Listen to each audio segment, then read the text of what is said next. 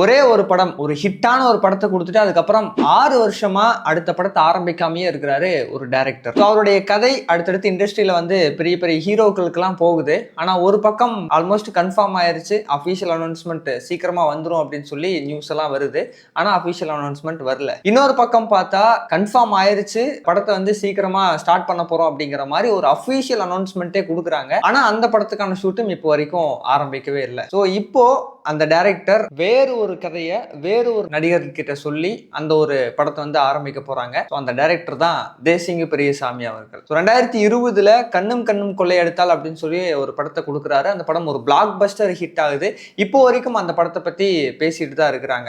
So இந்த மாதிரி ஒரு பிளாக் பஸ்டர் ஹிட்டான ஒரு படத்தை கொடுத்துட்டு அதுக்கப்புறம் தனக்கு ரொம்ப பிடிச்ச சின்ன வயசுல இருந்து பார்த்து பார்த்து வளர்ந்த ரசிச்சு செலிப்ரேட் பண்ண ஹீரோவான சூப்பர் ஸ்டார் ரஜினிகாந்த் அவர்கள் கிட்ட போய் ஒரு கதையை சொல்றாரு. ஸோ அந்த கதை சொன்னதுக்கு அப்புறம் அது ஆல்மோஸ்ட் கன்ஃபார்ம் ஆயிருச்சு. சீக்கிரமா வந்து ஒரு அபிஷியல் அனௌன்ஸ்மெண்ட் வரும் அப்படிங்கிற மாதிரிலாம் நியூஸ் வெளிவருது. ஆனா அதுக்கப்புறம் அது என்ன ஆச்சு அப்படின்னே தெரியல. அது அப்படியே நின்றுச்சு. அதை பத்தி எந்த ஒரு தகவலுமே இல்ல. சோ அதே கதை அடுத்ததா சிலம்பரசன் டிஆர் அவர்களுக்கு போகுது. அவர் கதையை கேட்டு ஓகே பண்ணிடுறாரு. படத்துக்கான ப்ரீ ப்ரொடக்ஷன் ஒர்க் எல்லாம் கூட ஸ்டார்ட் பண்ணிடுறாங்க.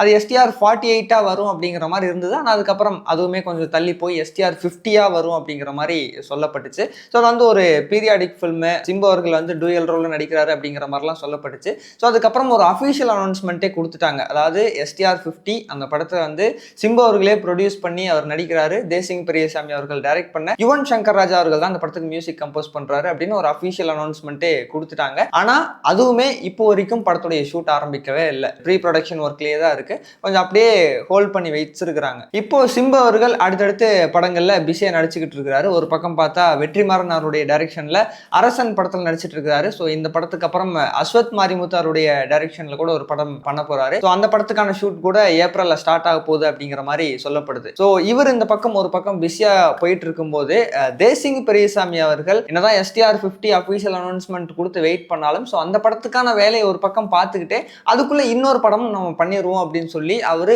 மணிகண்டன் அவர்களுக்கு போய் ஒரு கதை சொல்லியிருக்கிறாரு. அந்த கதை மணிகண்டன் அவர்களுக்கு பிடிச்சி போய் அவரும் ஓகே சொல்லிட்டாரு. இப்போ அந்த படத்துக்கான ஷூட்மே வந்து ஜூலைல ஆரம்பிக்க போறாங்க அப்படிங்கிற மாதிரிலாம் இப்போ தகவல் வெளியாயிட்டு இருக்குது. ஸோ மற்றபடி இந்த படத்தை பத்தின காஸ்ட் அண்ட் க்ரூ டீட்டெயிலாம் எதுவுமே இப்போ வரைக்கும் வெளியே தெரியல.